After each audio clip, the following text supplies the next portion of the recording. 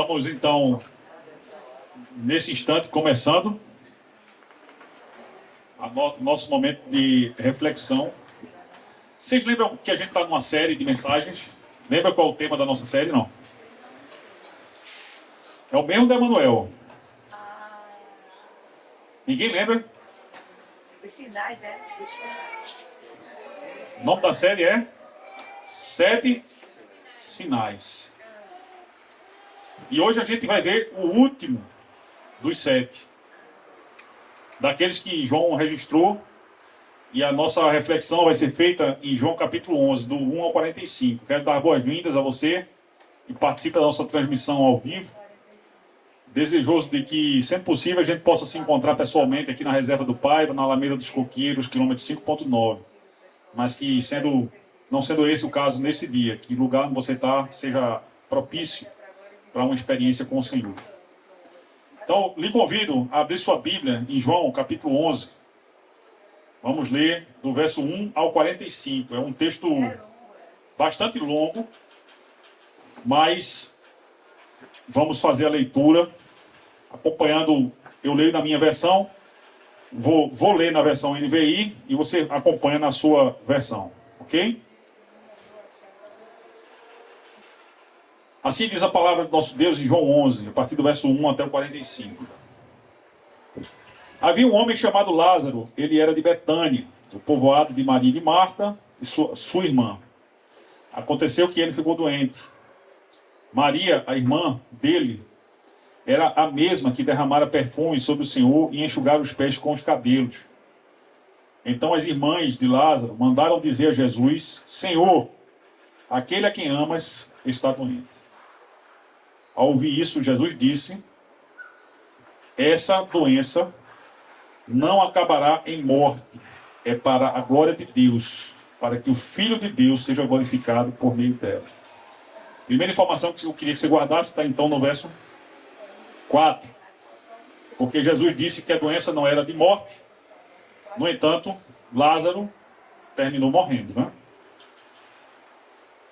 Jesus amava Marta, a irmã dela, e Lázaro. No entanto, quando ouviu falar que Lázaro estava doente, ficou mais 2 dias onde estava. Depois disse aos seus discípulos: vamos voltar para a Judeia. Os discípulos disseram: Rabi, há pouco os judeus tentaram apedrejar-te e mesmo assim vais voltar para lá? E Jesus respondeu: o dia não tem 12 horas? Quem anda de dia não tropeça, pois vê a luz deste mundo. Quem anda de noite tropeça, pois nele não há luz. Depois de dizer isso, prosseguiu dizendo: nosso amigo Lázaro adormeceu, mas vou até lá para acordá-lo. Os discípulos responderam: Senhor, se dorme, vai melhorar. Em algumas versões diz assim: se dorme, está salvo. Jesus se referia à morte de Lázaro, mas os discípulos pensaram que ele estava falando simplesmente do sono. Por isso lhes disse claramente: Lázaro morreu, e para o bem de vocês estou contente por não ter estado lá, para que vocês creiam. Contudo, vamos até ele. Verso 16, segundo texto que eu queria que você destacasse na sua versão. Então Tomé, chamado Dídimo, disse aos outros discípulos: vamos também para morrer com ele. Ao chegar, Jesus soube que Lázaro já estava no sepulcro havia 4 dias. Betânia distava cerca de 15 estádios de Jerusalém e muitos tinham ido visitar Marta e Maria para confortá-las pela perda do irmão. Quando Marta ouviu que Jesus estava chegando, foi encontrar-se com ele, mas Maria ficou em casa. Marta disse a Jesus: Jesus, Senhor, se estivesses aqui, o meu irmão não teria morrido. Todavia sei que mesmo agora Deus te dará tudo o que lhe pedires. Jesus disse: seu irmão vai ressuscitar. Marta respondeu: eu sei que ele vai ressuscitar na ressurreição no último dia. E Jesus lhe disse: eu sou a ressurreição e a vida. Aquele que crê em mim, ainda que morra, viverá. E todo aquele que vive e crê em mim, jamais morrerá eternamente. Você crê nisso? Terceira coisa que eu queria que você gravasse desse texto. Ela respondeu: sim, Senhor, eu creio que tu és o Cristo, o Filho de Deus que devia vir ao mundo. Depois de dizer isso, foi para casa, chamou Maria, a sua irmã à parte, e disse: o mestre está aqui, está chamando você. Ao ouvir isso, Maria levantou-se depressa e foi ao encontro dele. Jesus ainda não tinha entrado no povoado, mas estava no lugar onde Marta o havia encontrado. Quando notaram que ela se levantou depressa e saiu, os judeus que a estavam confortando em casa seguiram-na, supondo que ela ia ao sepulcro para chorar. Quando Maria chegou ao lugar onde Jesus estava e o viu, prostrou-se aos seus pés e disse: Senhor, se estivesse aqui, meu irmão não teria morrido. Quando Jesus viu que Maria chorava, bem como os judeus que a acompanhavam, ficou profundamente comovido e perturbou-se. Onde o colocaram? Perguntou ele. Vem e vê, responderam. Jesus chorou. Então, os judeus disseram: vejam como ele o amava. Alguns, porém, disseram: ele, que abriu os olhos do cego, não poderia ter impedido que este homem morresse? Guarde mais essa informação. Jesus, outra vez, profundamente comovido, foi até o sepulcro. Era uma gruta com uma pedra colocada na entrada. Tirem a pedra, disse ele. Marta, irmã do falecido, disse: Senhor, ele já cheira mal, pois está ali há 4 dias. Jesus disse: não lhe falei eu que se você crer, verá a glória de Deus? Guarde mais essa informação, versículo 40. Então tiraram a pedra, Jesus olhou para cima e disse: Pai, eu te agradeço porque me ouviste. Eu sei que sempre me ouves, mas disse isso por causa do povo que está aqui, para que eles creiam que tu me enviaste. Depois de dizer isso, Jesus bradou em alta voz: Lázaro, venha para fora. Aquele que havia morrido saiu com as mãos e os pés envolvidos em faixas de linho e o rosto envolto em um pano. Jesus lhes disse: tirem as faixas e deixem-no ir. E o versículo 45, para finalizar, diz: muitos dos judeus que tinham ido visitar Maria, vendo o que Jesus fizera, creram nele. Vamos orar? Obrigado, Deus, pela tua palavra que foi lida. Que nós possamos ter um entendimento correto do que significa, Deus, essa palavra e uma aplicação nas nossas vidas, Pai, para que nós possamos glorificar o teu nome, que outras pessoas, vendo aquilo que Jesus tem feito em nós, possam, Senhor, também crer que Jesus é o teu Filho, o Messias prometido, e crendo tenham vida no nome dele. É em nome dele que oramos. Amém. Esse texto é o último dos sinais, eu diria o mais radical, porque Jesus curou uma pessoa à distância, ele andou sobre as águas, multiplicou pães, curou um cego, um aleijado, mas curar a morte realmente é algo estrondoso, né? É aquele arremate final que tira toda a dúvida sobre quem é Jesus. Porque ninguém, nenhum ser humano, tem poder sobre a morte,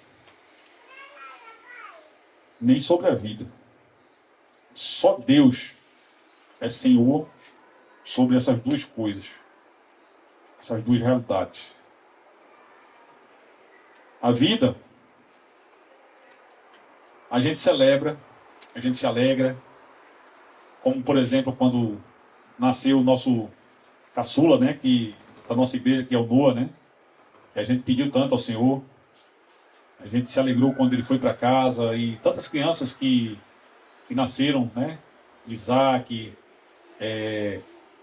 Tomás, e Everton e Brenda, Pedrinho, e Estefânia e Jefferson. Que coisa boa, né, a gente vê as crianças vindo, né, e isso acontece pelo poder de Deus, esse Deus que dá a vida.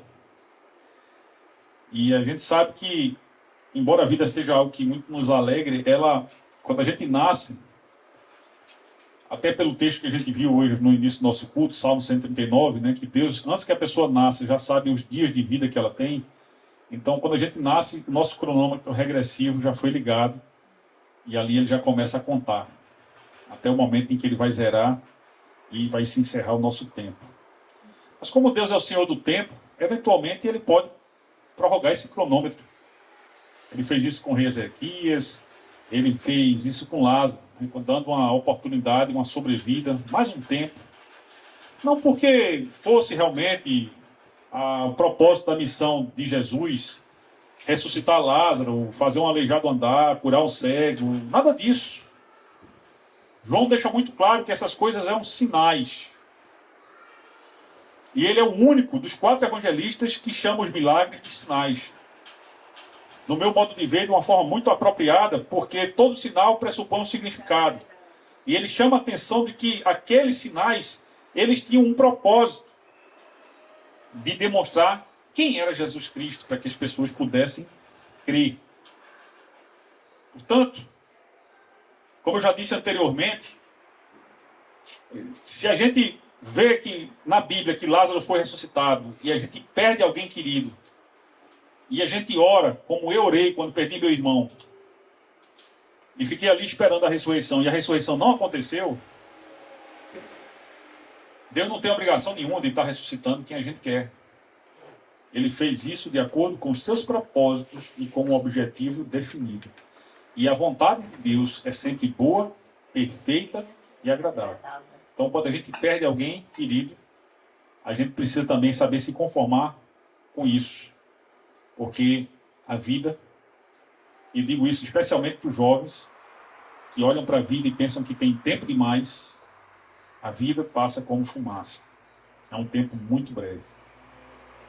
Hoje eu tenho 51 anos de idade, e eu estava conversando com a minha sogra hoje sobre o futuro, né? E eu dei um chute assim, ela tem 86, eu disse, eu acho que eu ainda tenho pelo menos uns 30. O problema é, quando eu olho para os últimos 30, passaram tão rápido, voaram. Então, pensar que eu tenho imaginar que eu tenho somente 30 pela frente, significa dizer que muito em breve eu estarei com o Senhor. Amém? E isso, na perspectiva de Paulo, era um motivo de grande alegria. Na minha também. Porque por mais que eu sinta eu sou muito ansioso e me antecipo aos fatos, né? Imaginar sobre isso já me traz uma certa tristeza às vezes, do ponto de vista das pessoas que a gente vai perder o convívio, das pessoas que a gente ama. Mas estar com o Senhor é muito melhor do que qualquer outra coisa. E haverá um tempo em que nós estaremos com o Senhor. Aqueles que creem nele, estaremos todos juntos na presença dele para sempre. Um tempo em que nenhuma lágrima cairá mais dos olhos, nenhuma dor haverá. Mas infelizmente aqui na terra ainda é um tempo de lágrimas, dor e morte. E essa foi uma realidade que Marta e Maria tiveram que ser confrontadas.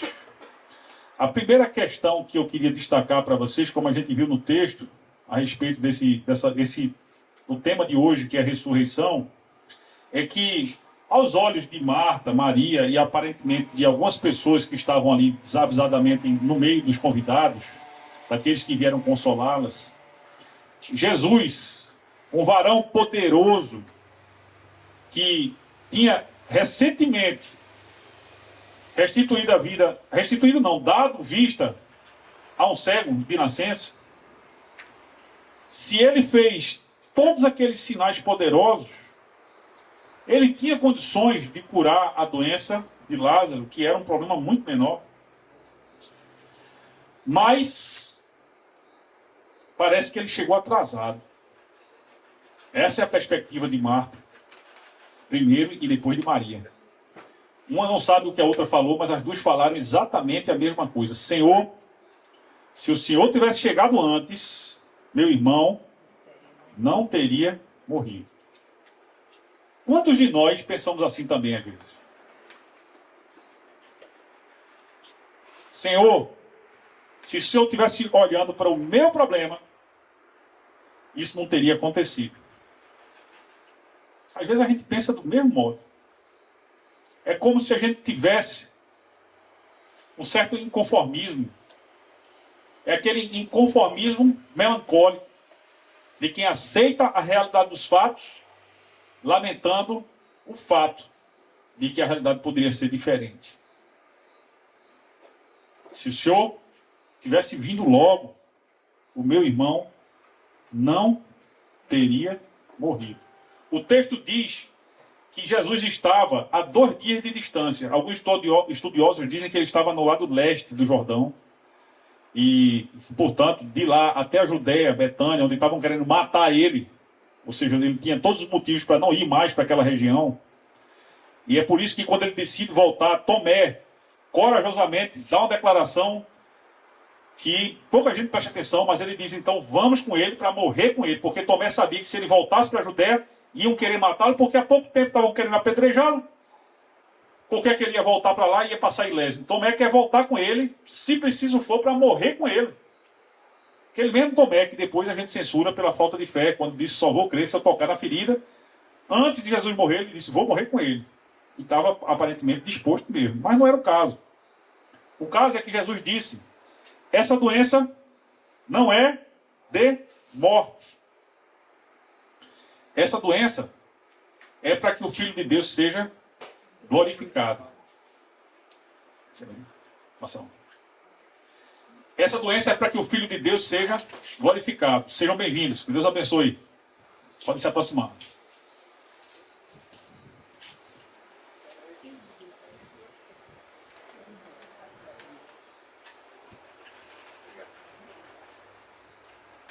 Então pensa o seguinte.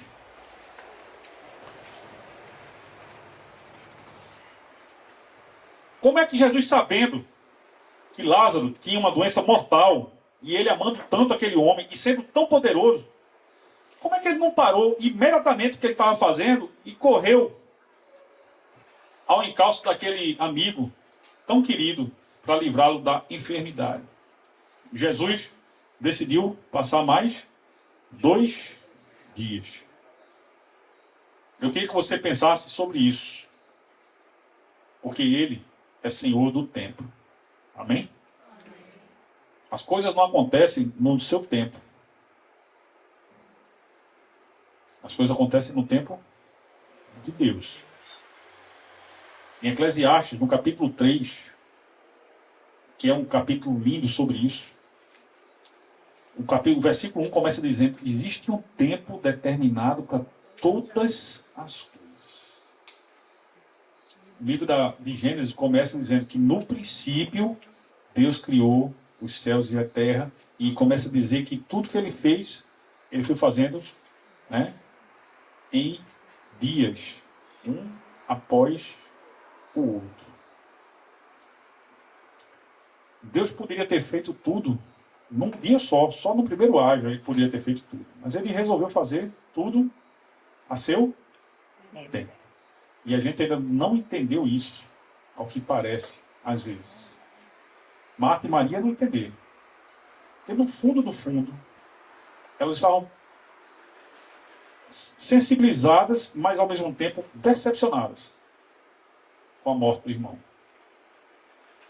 Que poderia ter sido evitada se Jesus tivesse chegado mais cedo. Marta e Maria são como algumas pessoas, até no meio de nós, que oram dizendo a Deus o que deve ser feito. Quando o próprio Jesus nos ensinou a orar segundo a vontade de Deus.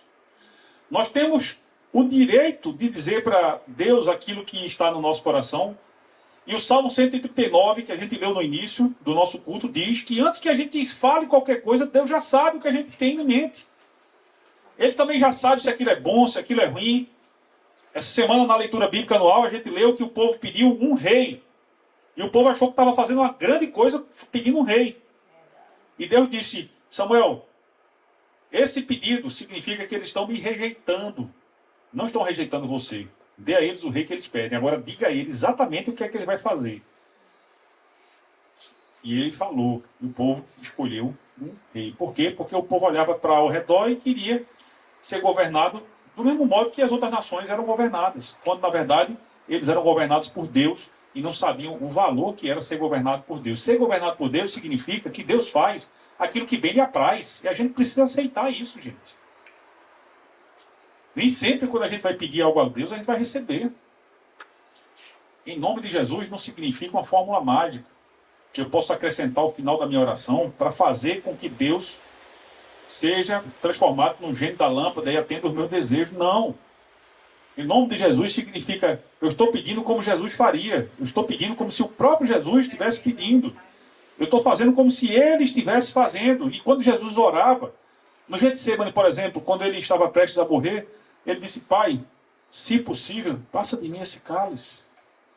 Cálice da ira de Deus que foi derramado sobre a vida dele, tragando a vida dele em nosso benefício, para que a gente pudesse ter perdão pelos nossos pecados. Mas ele disse: seja feita a tua vontade. Algumas horas depois, Jesus estava crucificado, pregado numa cruz, com o sangue dele sendo derramado em meu favor e em seu favor. Alguém que é capaz, eu sei que ele foi pregado numa cruz, mas a partir do momento em que ele se entregou, quando vieram os oficiais ao encalço dele, com Judas no meio dele, beijou ele, Jesus disse: a quem vocês procuram? Jesus Nazareno, ele disse: sou eu. Isso aconteceu 2 vezes. E quando ele dizia: sou eu, as pessoas caíam, e ele repetia a pergunta, e aconteceu de novo. Mas ele disse: sou eu. Eu já disse a vocês que sou eu, agora deixem esses irem e me levem, porque vocês vieram atrás de mim. Mesmo não sendo nenhum desordeiro, um bandido, eu estava no meio de vocês, e agora vocês vêm com pau, com pedra, com espada, como se eu fosse um desordeiro, mas podem me levar. Uma pessoa que se entrega dessa forma, significa dizer que é como se o próprio Jesus tivesse subido sozinho na cruz, para morrer em nosso lugar.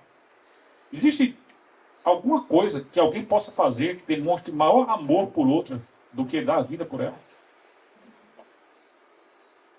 O apóstolo Paulo, em Romanos, capítulo 5, no verso 8, diz que Deus prova o seu amor para conosco em que Jesus morreu por nós, sendo nós ainda pecadores. Nas grandes escolhas da vida, é normal que a gente faça análise de custo-benefício. Vale a pena? E talvez Maria e Marta se perguntassem sobre isso. Será que Jesus levou em consideração o amor que ele tinha por Lázaro, por mim, por você, minha irmã? Será que em algum momento ele pensou: vale a pena a gente parar aquilo que a gente está fazendo agora? Vale a pena ir para Betânia? Vale a pena correr o risco de ser preso pelos israelitas, né, pelos judeus, e ser massacrado? Vale a pena? Ah, Senhor, se o Senhor tivesse resolvido o meu problema, agora a gente não estaria chorando. Essas lágrimas poderiam ter sido economizadas. Quando Jesus soube que Lázaro estava doente, ele disse: essa doença não é de morte, mas é para que o Filho de Deus seja glorificado. Então ele vai 2 dias depois e chega no 4º dia. Significa que ele passou 2 dias caminhando de volta à Judéia até chegar em Betânia, onde o corpo de Lázaro foi sepultado. Mas ele foi. Ele foi no tempo certo, porque ele tinha um propósito naquela situação que as pessoas ainda não compreendiam. E aí, chegando em Betânia,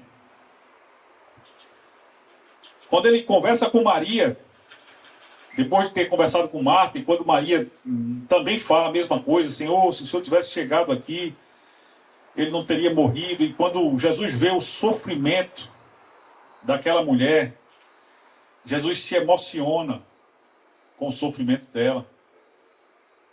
E ele chora. Ele lamenta. Você já se perguntou por que Jesus chorou?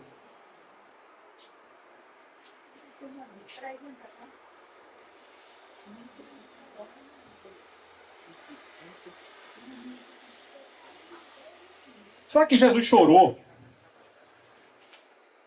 porque chegou atrasado? Não, né? Se ele mesmo foi quem disse quando que ele deveria ir.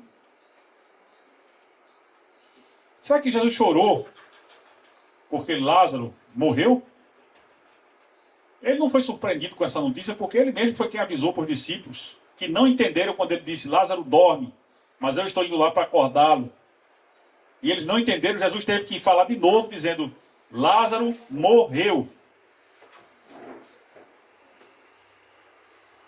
Mas nós vamos lá, para que o nome do Filho de Deus seja glorificado. Então a morte de Lázaro não surpreendeu Jesus, ele já sabia, mas ele chora, ele lamenta. Porque se tem algo que realmente é lamentável, é a morte. E por que a morte é tão lamentável? Se você for estudar profundamente a palavra de Deus, desde a criação, você vai perceber que a morte nunca foi o plano original de Deus. A morte, ela foi uma escolha. Deus permitiu que o ser humano escolhesse entre vida e morte. Desde a narrativa de Gênesis, a gente percebe no capítulo 1 e no capítulo 2, e no 3 também, que naquele lugar chamado Éden, o Jardim de Delícias, no centro daquele lugar, duas árvores significavam duas escolhas radicalmente diferentes que Deus colocou para que as pessoas fizessem. Uma delas se chamava Árvore do Conhecimento do Bem e do Mal. E a outra, a Árvore da Vida. Uma, o fruto dela tinha sabor de morte. E realmente era um fruto mortal. A outra era um fruto capaz de dar vida eterna.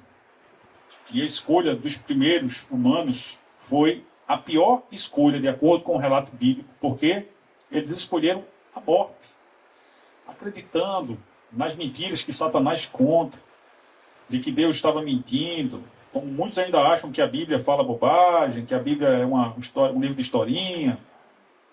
E aí vão fazendo escolhas mortais. Escolhas que mortificam o seu relacionamento com Deus.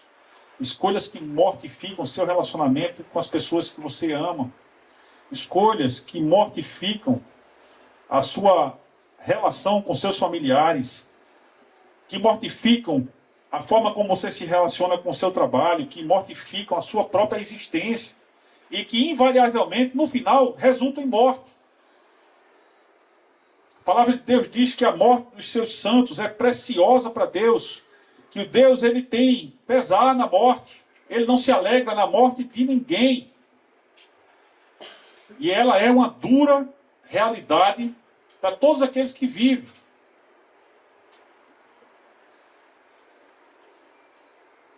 Hoje, antes de vir para cá, eu tive a graça que pedi a vocês que me ajudassem nisso, em oração, para conseguir entregar o apartamento da minha mãe, que recentemente faleceu. E aí, passando pelas mensagens, eu queria descobrir algo nas mensagens do WhatsApp, e teve uma mensagem de áudio, eu cliquei, era ela falando comigo, dizendo que tinha mudado de quarto, ali por volta de novembro, dezembro. E aí você escuta a voz dela no WhatsApp, mas ela não está mais aqui. Isso traz um pesar, uma tristeza muito grande, aquela lacuna, né, que se a gente bem soubesse, enquanto a gente tem as pessoas, a gente zelava mais por elas. Porque diz o ditado, não é a Bíblia, que a gente só sabe que tem quando perde. Mas aí já é tarde. E essas escolhas que levam à morte, elas incomodam o Senhor. Jesus, ele tem compaixão, ele tem misericórdia daquela situação. Porque ele sabe que toda aquela dor, todo aquele sofrimento poderia ter sido evitado se simplesmente, desde o princípio, os seres humanos dessem ouvido à voz de Deus. A voz de Deus, gente, não sei se você sabe do que eu estou falando.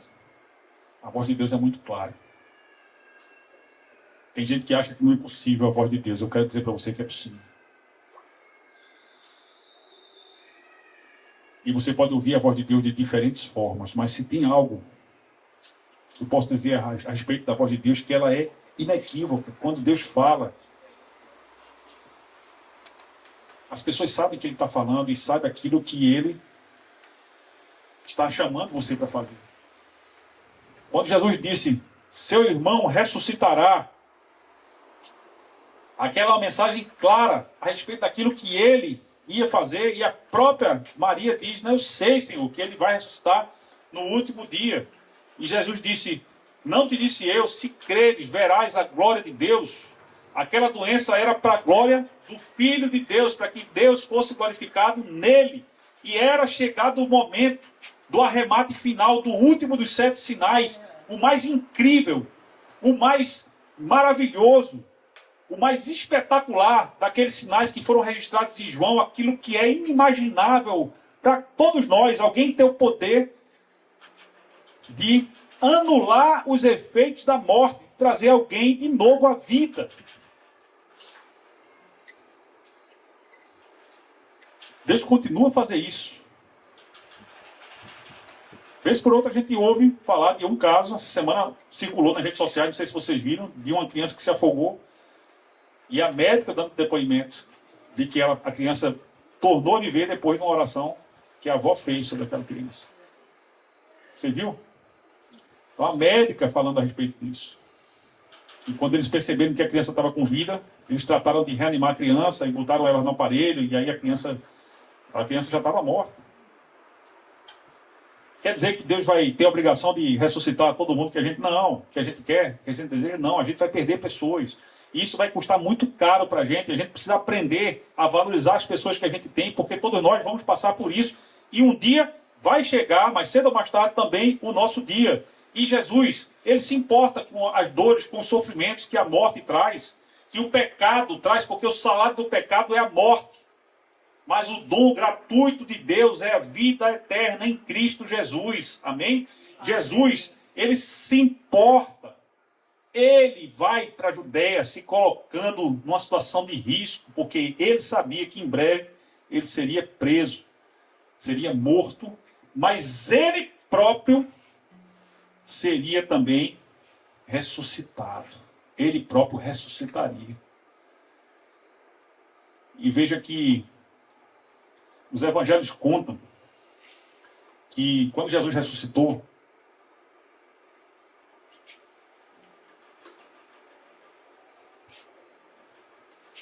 ressurreição é o tema da nossa próxima série de mensagens. Quando Jesus ressuscitou, os judeus ficaram muito incomodados, subornaram os guardas para dizer que o corpo tinha sido roubado, e ficou registrado que essa versão se espalhou a ponto de que até hoje muita gente não acredita que ele ressuscitou. É um direito das pessoas não acreditarem. Mas a Bíblia foi escrita para comprovar, porque mais de 500 pessoas foram testemunhas da ressurreição de Jesus. E de acordo com os judeus, qualquer fato poderia ser provado com apenas 2 testemunhas. Ou seja, a ressurreição de Jesus é um fato inequívoco, testemunhado por centenas, e que tem um sentido totalmente relacionado com aquilo que ele falou: eu sou a ressurreição e a vida. João 11, 25. Quem crê em mim, ainda que morra, viverá. E no 26 ele disse: todo aquele que crê em mim jamais morrerá eternamente. Olha que boa notícia. Ele está dizendo o seguinte, que a fé nele, e esse texto, João 11, 25, 26, qualquer cemitério que você for, você vai ver essa escritura em alguma parte ali do cemitério, principalmente se tiver, pessoas que são cristãs. E esse é um texto chave, porque ele é uma promessa de vitória sobre a morte. E a Bíblia nos ensina que a morte é o último inimigo a ser vencido.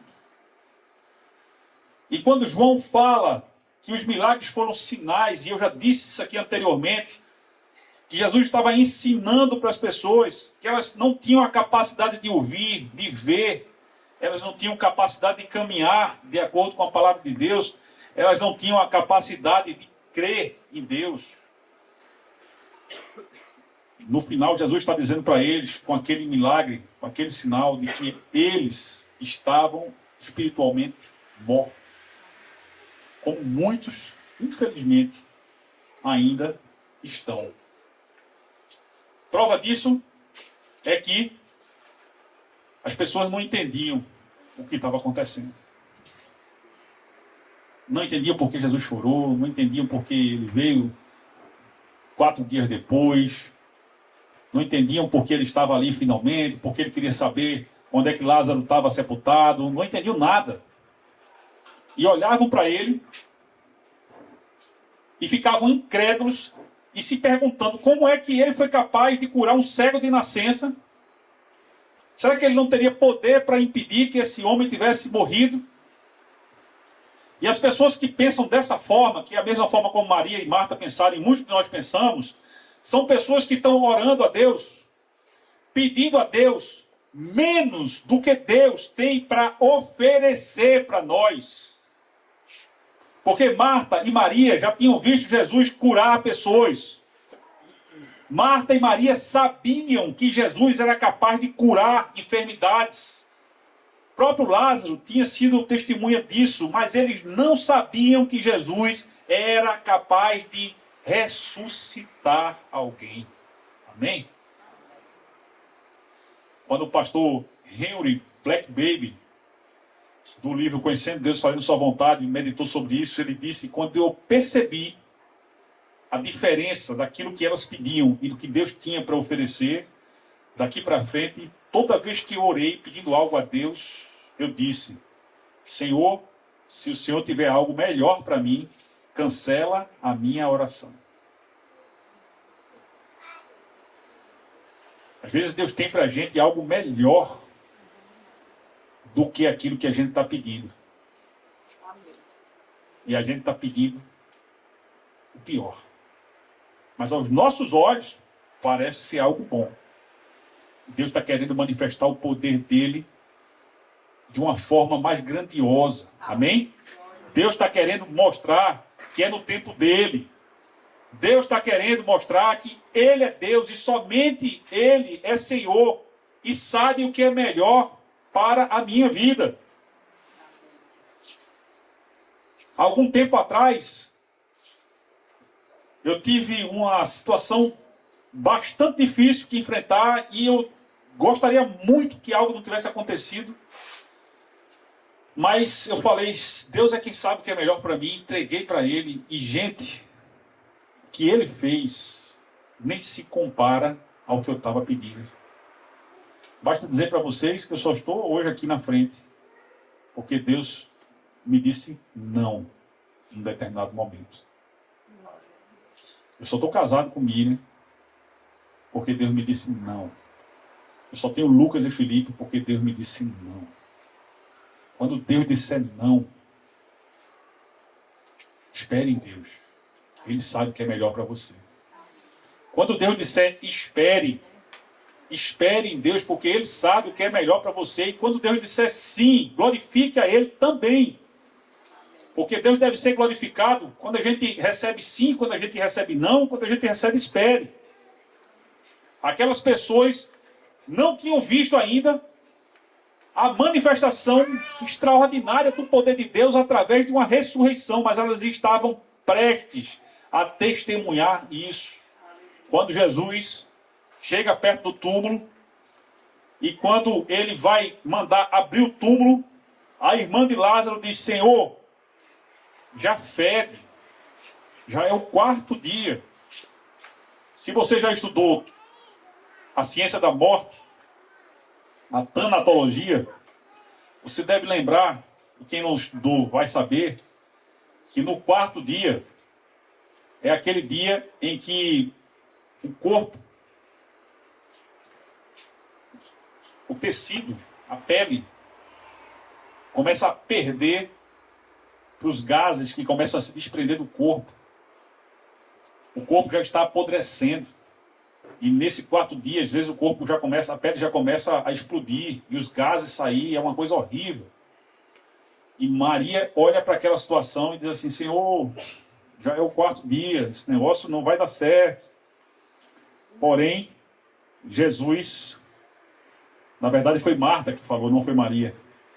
Jesus disse: abram o túmulo. Então tiraram a pedra. E Jesus ora e agradece a Deus. Queria que você prestasse bastante atenção nisso. Porque às vezes a gente pede também a Deus sem fé, sem crer.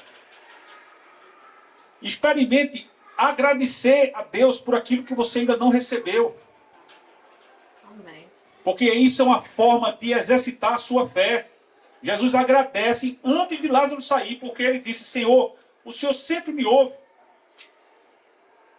E ele falou isso, ele mesmo deixou claro: eu digo isso, não porque eu tivesse dúvida, mas as pessoas precisam crer. E elas vão crer agora quando o Senhor me ouvir. E aí ele diz: Lázaro, sai, vem para fora. E aí sai Lázaro, ainda envolto nos panos em que foi sepultado. E Jesus manda que tire aqueles panos e deixem ele ir. Você tem ideia do tamanho que foi isso aí? Da demonstração do poder de Deus através dessa situação. Imagina se Jesus tivesse vindo assim que Maria e Marta pediram. Ninguém teria, nem eu nem você, teríamos essa experiência de saber que Deus tem poder para ressuscitar alguém. Consequentemente, talvez a gente nem cresça na ressurreição. Como os saduceus, que não criam na ressurreição, não criam em anjos, incrédulos, né? Pessoas religiosas, mas sem fé. Paulo disse que a sua ressurreição para a igreja de Cristo é tão importante que se a ressurreição fosse uma mentira, a esperança cristã seria uma farsa, seria algo inútil. E nós seríamos os mais miseráveis dos homens. Por quê? Porque todos um dia morreremos. A morte é igual a todos os seres humanos. A fé em Jesus diferencia todos os seres humanos. Porque no versículo 25 e no 26 Jesus disse: eu sou, você pode repetir comigo? Eu sou a ressurreição e a vida. Pode repetir comigo? Eu sou a ressurreição e a vida. Aquele que crê em mim, ainda que morra, viverá. E todo aquele que vive e crê em mim, jamais morrerá eternamente. E a pergunta que eu faço para vocês é: você crê nisso? Eu creio. Amém? Amém. Eu creio que a fé em Jesus faz a diferença entre morte e vida. Não faz só diferença entre morte e vida no sentido literal, físico. Faz diferença também no sentido mais profundo, ao mesmo tempo mais prático. Faz diferença no modo como eu tenho vivido. Porque muitos têm vivido como quem sobrevive, mas nunca experimentaram conhecer a Deus. Eu sempre temia Deus. Sempre. Quem me ensinou a temer a Deus foi a minha mãe. Nunca esqueço, quando eu ouvi falar de Deus pela primeira vez, eu fiquei muito em dúvida e perguntei para ela: mãe, como é que é isso? Deus fica lá no céu mandando na gente, como é que ele faz? Eu imaginava que Deus tivesse um computador e pelos botões ele apertasse e a gente fizesse aquilo que ele manda. Ela disse: meu filho, muito bom seria se fosse assim. Mas Deus nos deu livre arbítrio. E aí começou a me explicar a respeito de que Deus, né, ele não faz escolhas por nós. Desde pequeno aprendi isso. E sempre temi a Deus, mas as minhas escolhas sempre me levaram para longe de Deus. Por mais que às vezes eu quisesse estar perto dele. Mas houve um dia em que eu respondi sim, quando ele me fez essa pergunta: você crê?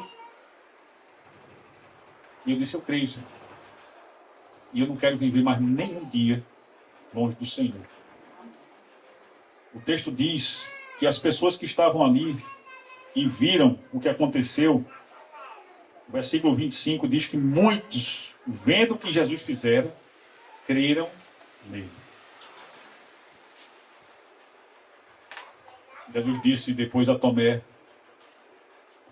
mais felizes serão aqueles que crerão sem ter visto.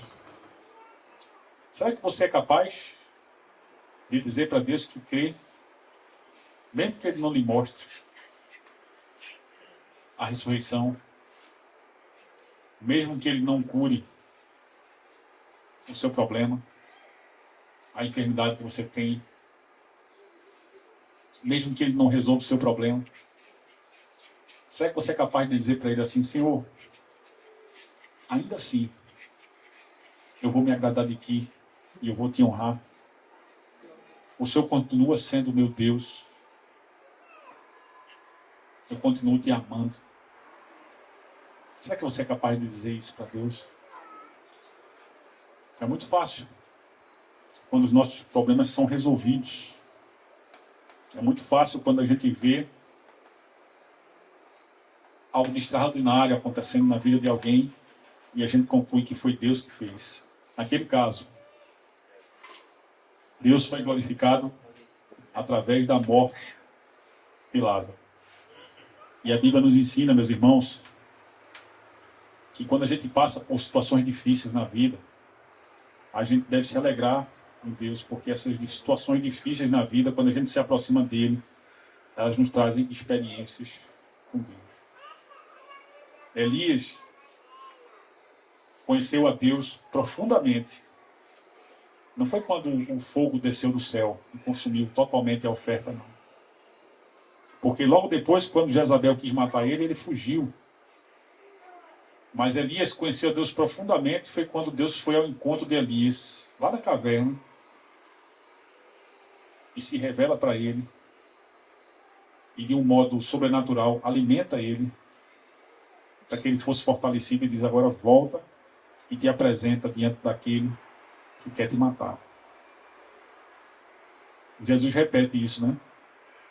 Ele volta para a Judeia e se apresenta diante das pessoas que queriam matá-lo. Porque para Jesus, a sua própria morte era uma forma de Deus ser glorificado. Assim como a morte de Lázaro foi uma forma de que Deus fosse glorificado através da pessoa do seu filho, para que as pessoas crescem que Jesus é o Filho de Deus. E crendo, pudessem ter vida no nome dele. Vida no presente e vida no porvir. No presente, vida no espírito, vida abundante. Não significa que eu vou ter tanto dinheiro quanto eu gostaria. A Bíblia diz que o homem jamais vai se fartar do dinheiro, porque é algo que sempre que ele tem, ele quer mais. Não significa que todas as minhas necessidades estarão supridas. Mas, como disse Davi, sendo o Senhor meu pastor, nada me faltará. Significa dizer: de nada terei falta, porque Deus é o meu suprimento. Davi aprendeu isso a duras penas. Quando Davi aprendeu isso, ele não estava numa mesa recheada de banquetes. Ele era um fugitivo de Saul, escondido numa caverna, sabendo que a morte poderia chegar a qualquer momento. Ele aprendeu que Deus, como bom pastor, ele nos guia de tal forma que, ainda que a gente passe por um vale de sombra de morte, a gente não precisa ter medo, porque a gente sabe no Deus em que a gente crê. Você crê nesse Deus dessa forma? Você crê que esse Deus é capaz de fazer mais do que você tem pedido? Você crê que, se você se agradar desse Deus, se você crê nele no tempo certo, ele vai se manifestar de uma forma gloriosa na sua vida, e você vai reconhecer que ele é quem ele é, embora você já tenha reconhecido. Mas é algo que vai acontecendo de uma forma crescente na vida de um crente, de uma crente, que vai conhecendo o Senhor cada vez mais, por experiência. Quando a gente se conforma, quando Deus não atende de imediato o que a gente pede, quando a gente não tem a ousadia de falar coisas impensadas para Ele, coisas que não fazem sentido para Ele, ainda que às vezes a gente fale, porque o nosso coração não compreende certas coisas que nos acontecem. Foi o caso de Marta e Maria, que lamentaram. Foi o caso daquelas pessoas que disseram que, se Ele curou um cego, poderia ter curado também Lázaro. Pessoas sem entendimento, sem discernimento. Quando a gente aceita aquilo que vem de Deus. Como diz o Salmo 37, quando a gente se agrada de Deus. Ao invés de querer que Deus nos agrade e atenda os nossos desejos, as nossas vontades. Vamos dizer para o Senhor, Senhor, faz a tua vontade. E eu confiarei em ti. E eu crerei em ti. Ainda que os mortos não ressuscitem.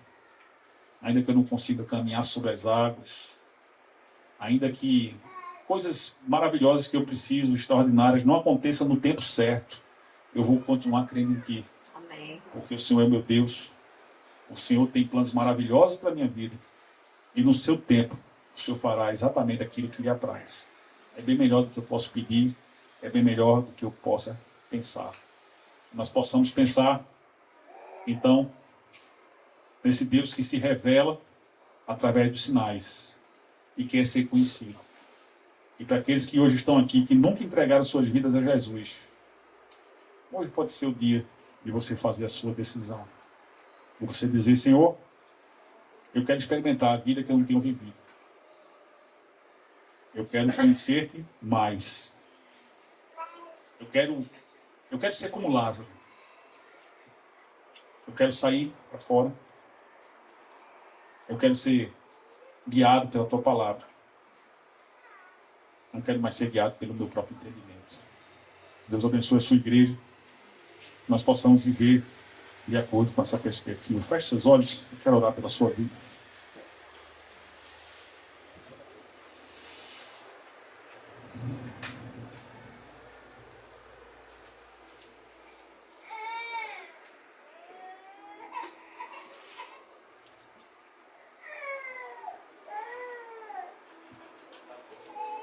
Esse é o seu momento de ouvir ao nosso Deus, enquanto você ora, enquanto eu oro por você, de abrir seu coração para Ele e de dizer para Ele, Senhor, obrigado, porque o Senhor se revela através da sua palavra. Eu reconheço que eu não era capaz de compreender o mistério da vida prevalecendo sobre a morte. Mas pensando sobre o que aconteceu com Lázaro, pensando sobre o equívoco de Marta e de Maria de acharem que Jesus veio tarde demais. Pensando sobre a presunção das pessoas que julgaram que, do mesmo modo como Jesus realizou outros sinais, ele poderia simplesmente ter curado a doença de Lázaro. Eu posso perceber, Deus, que as situações mais difíceis da vida, até mesmo como a morte, muitas vezes são experiências ou oportunidades de podermos experimentar o teu poder. Nesse momento não estou falando de morte, literalmente. Mas estou falando, Senhor, de circunstâncias muito difíceis que todos nós enfrentamos.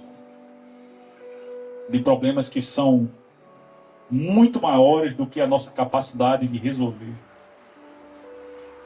Mas que para ti não são nada. Nós queremos orar como teu filho Jesus orou, apresentando essas situações a ti, mas nos submetendo à tua vontade, Deus. Nós queremos, Senhor, ouvir a tua voz, como Lázaro ouviu. Nós queremos sair fora, nós queremos, Senhor, ser guiados pela tua voz. Nós queremos crer que Jesus é o teu filho, o Messias prometido. E crendo, Senhor, nós queremos ter vida no seu nome. Pai, se há alguém entre nós hoje, Deus, que faz sua entrega de vida, recebe. E que teu Santo Espírito direcione essa pessoa, Deus, para todos os passos da sua vida, até que a morte física chegue, mas não a morte eterna, porque aquele que crê em Jesus não morrerá eternamente, e ainda que morra, viverá. Recebe, Senhor, essa entrega de vida, transforma essa vida e usa nossas vidas para abençoar a vida dos nossos irmãos que hoje dizem: sim, Jesus, vem reinar sobre a minha vida, vem dirigir a minha vida. Quanto a nós que cremos, Senhor, fortalece a nossa fé. Porque às vezes nós pedimos, meu Deus, como quem quer impor a nossa vontade a Ti, sem submissão a ela. Nos ajuda, Senhor, a sermos submissos à Tua vontade, Senhor. Nos dá, Senhor, a resiliência para esperar o Teu tempo. Porque toda promessa passa pelo teste do tempo. E às vezes nós temos sido reprovados porque somos ansiosos demais. Deus, somos intempestivos demais, Senhor. Faz Tua vontade no Teu tempo. E nos ensina, Senhor, a aceitar a Tua vontade, Deus. Obrigado, Deus, pela palavra que o Senhor nos ministrou. Nos concede, Senhor, a sabedoria de aplicá-la corretamente, como convém nas nossas próprias vidas. Em nome do Teu Filho oramos. Amém.